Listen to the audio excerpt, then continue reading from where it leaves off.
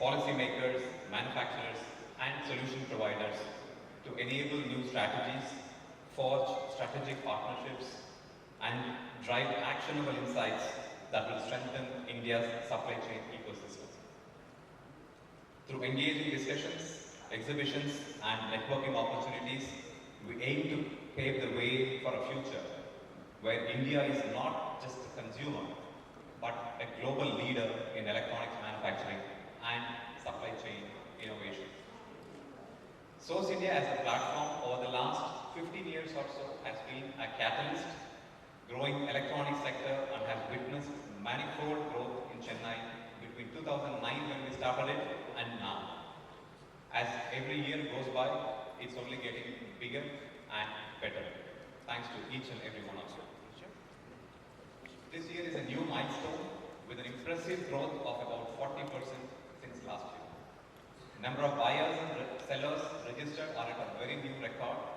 Our sincere thanks also goes to Government of Tamil Nadu for their unwavering support and encouragement every single year, without which we could not have made to where we are today.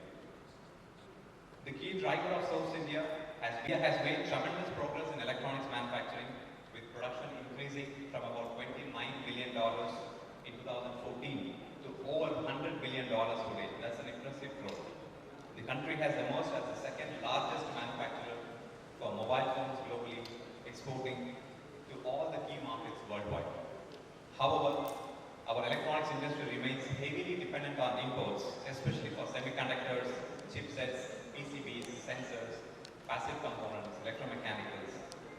So, nearly about 60 to 65% of components used in electronics manufacturing are still sourced from countries such as China, Taiwan, South Korea, Japan, being key suppliers to us.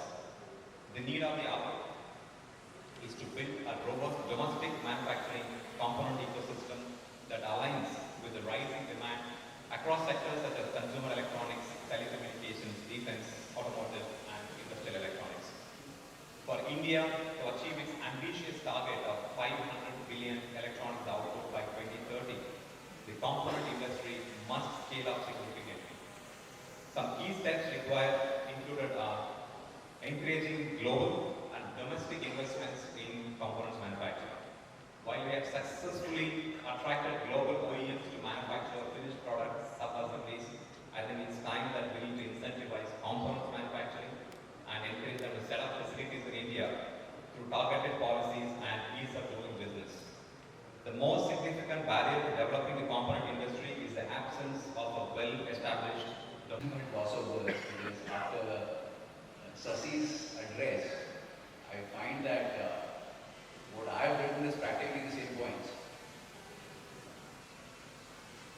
So in a way, I can't repeat the same thing. I have to reinvent what I speak just now. But I think it's also very positive that being in the industry now have a very unified thought process. So thanks, Sasi. Now, how to reinvent? I think I'll come straight to certain points which are close to our heart. So, undoubtedly, the opportunity remains. From where we have grown from $30 billion to $115 billion, we aspire to be $500 billion. Electronics export, I think, is second in the category in India now. Now, this is immense progress and undoubtedly a tremendous opportunity for us. We also realize that in India the situation has been very different from the other parts of the world which emerged as the hubs of electronic industry.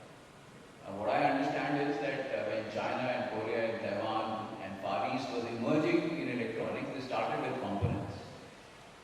India was doing everything, then everything vanished. And then we started with devices. So it's been the other way around. And now we are realizing and we need policy framework initiative from the industry to set up our component ecosystem, to generate an IP-driven industry and deepen the value addition. So that's the stage we are. I think it's a no-brainer. that as far as the devices is concerned, for domestic consumption, these devices are going to be manufactured in India.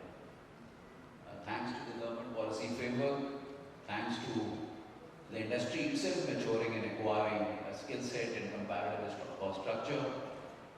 So the Indian market of electronics would be serviced through domestic manufacturing.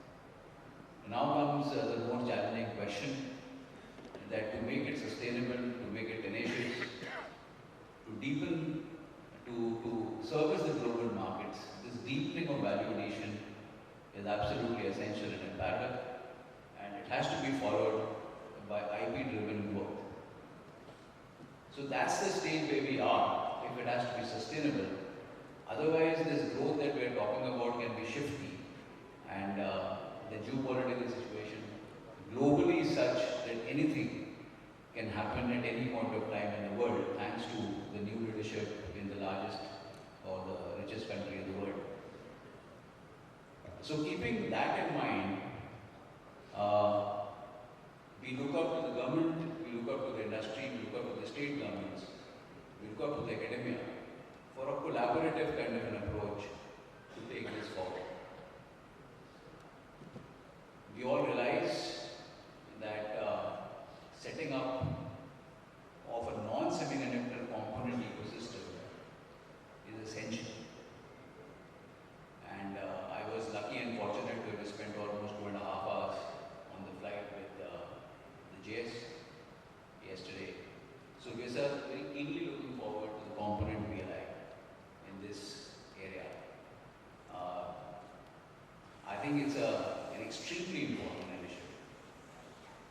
I would be audacious again to suggest, because I presume that this policy making is in the final stages of giving shape, that the financial matrix of the component industry is very, very different as compared to devices. Herein, we are talking about an asset to turnover ratio at times of less than 1. Whereas in devices, it can be 1:8, 1:9. So the support required both on the balance sheet capex side and on the opex side is of a different order. I'll take the liberty, sir, of requesting you that don't link it to the capital expenditure. Link it to the revenue and an upward ceiling of that time. But as far as linking and limiting to a certain percentage of capital expenditure can be a bit of a challenge. Because then the support in the financial matrix is going to be very, very limited in this. That's what my humble submission on the PLI for components is. Keenly waiting for it. We all realize that semiconductor has been a major initiative, the ISM 1. We are keenly looking forward to ISM 2. I presume the contours, because I think the first phase of this particular policy framework initiative has done a lot of good work, and the first phase of foundation has been laid for the semiconductor industry in India. But we need the ISM 2 because I keenly feel that apart from the fab for semiconductors and ATMG units, we also need a display. Because please appreciate, display is almost 10 to 12% of any electronic device, and that should happen in India if we really want to make cost-effective